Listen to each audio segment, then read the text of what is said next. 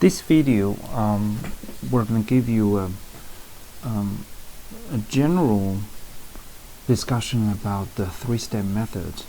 Now, this method was introduced, or should be introduced, in your introductory course. Okay? For example, if you go back to look at Greg Mankiw's book for Principles of Economics, then you should be able to find that, I believe, in chapter 4, where we first discussed the supply and demand. Okay, so this is the technical way we do the supply and demand analysis. Okay, step by step. All right, and first of all, let's briefly refresh our memory about what these three steps are. Okay, so the first step is what happens. Okay, so what do we learn from the question or the problem? Okay, and which side means on each market there are two sides, supply and demand. Okay, so which side of the market is directly affected by what happens? Okay, and which direction means that side is gonna, for example, if it's about the supply is going up or going down, right? Or demand is going up or going down. Okay, so these are the first step. Okay, we talk about direct influence of a change. Okay, most likely it's a change in economic policy, right? The second step, we're going to focus on the price. Okay, we're going to see how does the shift in step 1 affects the equilibrium price. The shift means on the graph we're going to shift the curve, right? And so here we focus on how these change in policy affect the price. Okay, prices are going to be higher or lower, and because of what? The third step, we're going to see how does the change in equilibrium price, which will be the conclusion of step number 2, right, affect the other side of the market. Now, what do we mean by the other side? Because if you look at the step number 1, we already mentioned one side, right, which is directly affected by that change. Now here, the step number 3, we're trying to looking at the other side.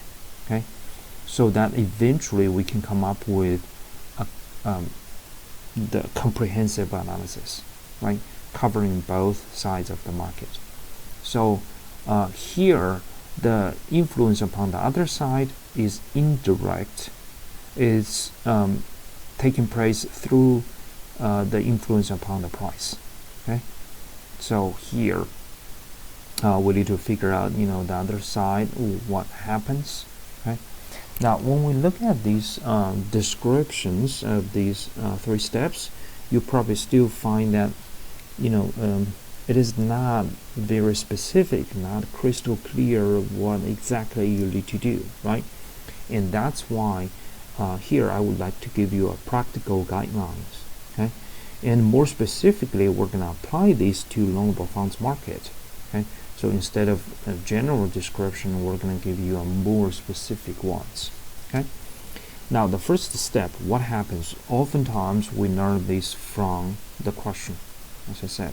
Okay, so for example, there's a change in government policies like tax code, right, or government spending. So that's what happens. And then which side? So here on this loanable funds market, the two sides are investment or saving. So you pick one. Okay, there would be no third choice for this one. You don't have to worry about the third one. It's just pick one between these two. All right. And then which direction we're shifting the curve on the graph, right? Right hand side, or rightward or leftward.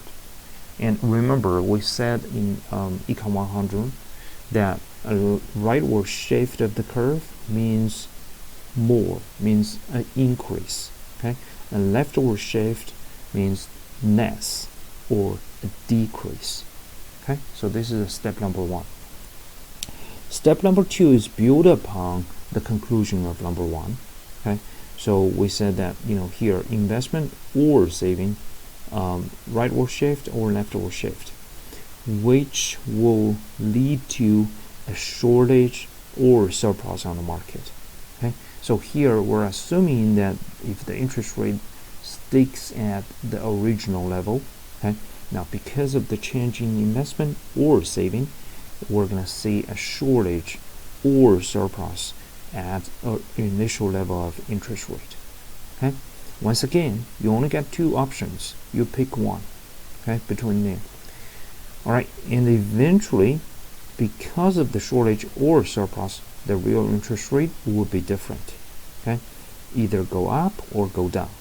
The real interest rate is the equilibrium price here on the loanable funds market. Okay, because the real interest rate would be the price or the opportunity cost of of these funds. Okay. All right, the third step, again, build upon the conclusion of the second step. The interest rate goes up or down, and then we're going to take care of the other side, right? That's why I switched the letters here. In the first step, we said that if we said it's investment, that was directly affected by the government policy. Here in the third step, you're supposed to take care of the other side, which is saving. If in the first step you mentioned saving, in the third step you're supposed to talk about investment. Okay, and eventually goes up or goes down. Okay, so this is the practical guidelines for the loanable funds market. All right, on the next video, we're gonna start talking about the very specific example, like when government increases its spending or cut its taxes. Okay, so we're going to see if there's any difference between these two policies by using our graphical analysis. All right, and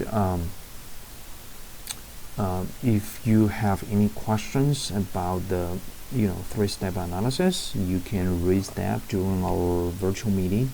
Okay, because if you take the intro to econ with a different professor or using different books, you probably did not hear something called the three-step method. Okay, but I believe in terms of this supply and demand analysis, the logical reasoning should be the same. Okay, here three-step method is just a very specific way, a technical way for us to kind of have our answer organized, okay, like step by step.